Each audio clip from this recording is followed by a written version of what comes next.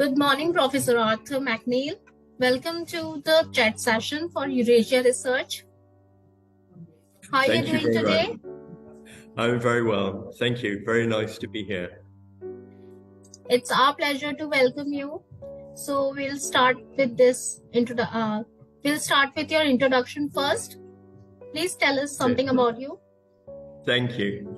I'm now working in Bangkok. I'm the head of the Department of Education and Society at one of Bangkok government universities. I work at the Institute of Science, Innovation and Culture, which is a relatively new postgraduate institute, which has been in existence for just under a year. So we're running PhD programs, master programs, and apart from my department, we have global Buddhism and management science. Those are the other two disciplines.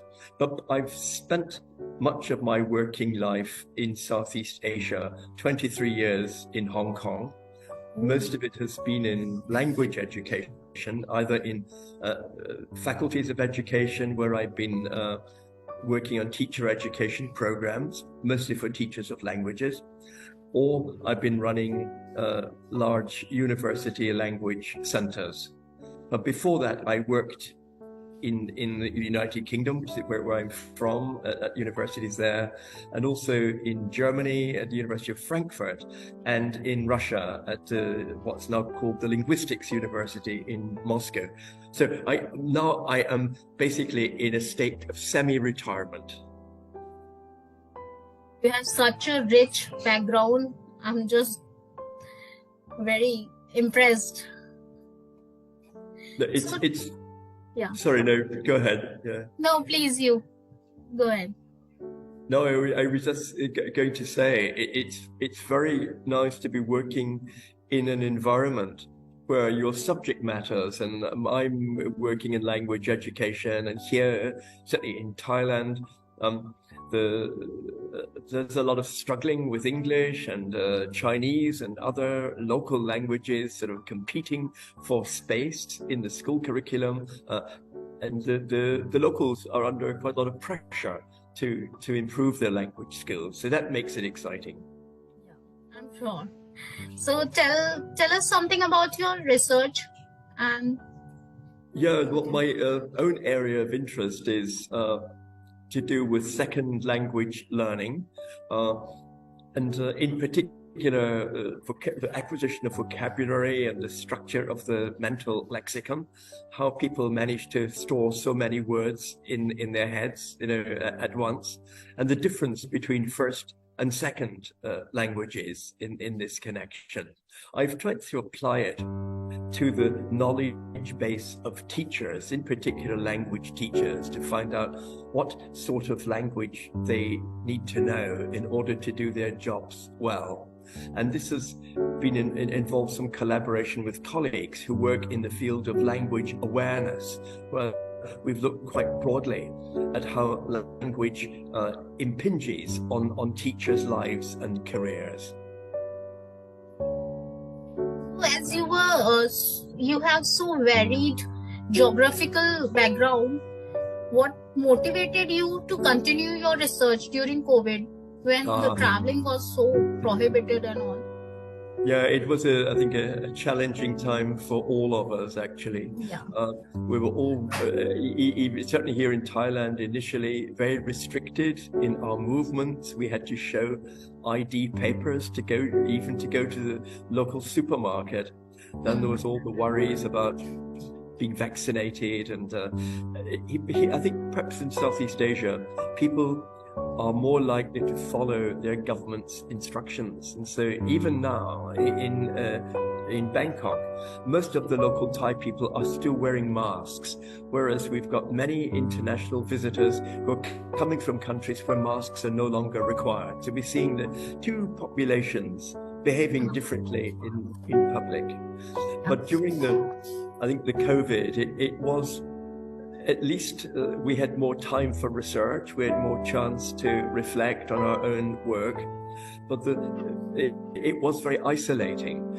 This is why I think I very much appreciated online opportunities such as conferences, and teaching online meant that we didn't lose touch with our own students. But I think Okay. we're all relieved that it's come to an end. Yeah, totally. I totally agree. So, what are your thoughts on online conferences versus physical conferences? Yes, I think in the old days, going to a conference was associated with traveling and going to perhaps a country or a place you didn't know. And then perhaps as you get a bit older in your career, you tend to focus on conferences that match your own subject area, so that you can interact with other people with the same interests. Now we've had to try to transfer this to online venues, and I think the online conferences, we've all got used to them, and they've probably become more interactive than they used to be. I think the conference organizers have responded generally rather well to the special situation of COVID.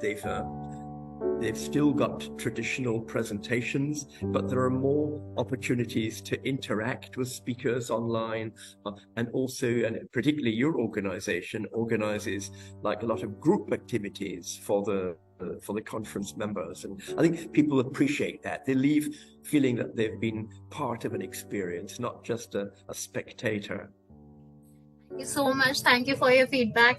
So, would you like to recommend online conferences to your colleagues and fellow participants? Yes, actually, I would very much. I think most of our colleagues have enhanced their skills of teaching online during the last 2-3 years, and they're probably much better at communicating with their students. And I think it may mean that also their conference presentations are more interesting than they would have been several years before, and they possibly invite more participation from the other participants who are, in the same online room. No, I would definitely recommend online conferences. So, any feedback or suggestion for Eurasia Research? I think what I like about Eurasia Research is that whatever your topic is, you meet colleagues whose topic areas are a little bit different. You tend to have a good interdisciplinary approach, that you put people together in the same strand who maybe are working on very different topics, but they've possibly got other things in common, like assessment or exclusion, that the themes that they're addressing are in common, although their disciplines are different. And I think this is good for everyone who teaches any subject. We often don't know enough about the nature of other disciplines and what experiences students have there.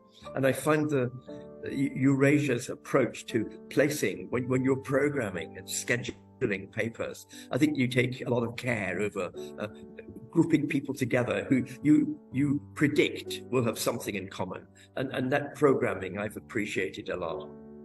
Thank you so much. Thank you for your praise, and we will try to continue our approach through this.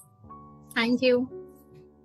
My pleasure. Thank you. And thank you for doing this chat session. Have a great day ahead. Thank you very much indeed. Goodbye.